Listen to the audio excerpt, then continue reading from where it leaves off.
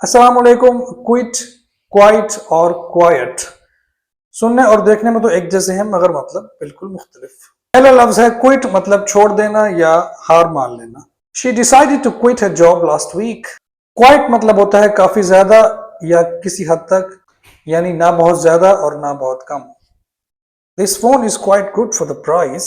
Quite का मतलब होता है खामोशी, यानी शोर ना हो। Please be quiet, the baby is asleep।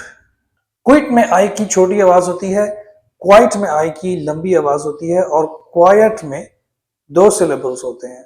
Quite, quiet. अगर आप ये कहते हैं कि I want to be quiet quiet, तो इसका मतलब है मैं बिल्कुल खामोश रहना चाहता हूं। तो याद रखें, क्विट मतलब छोड़ना, क्वाइट मतलब किसी हद तक और क्वाइट मतलब खामोशी।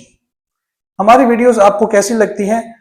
क्वाइट मत रहें बल्कि क्वाइट एक्टिव होकर कमेंट्स में बताएं।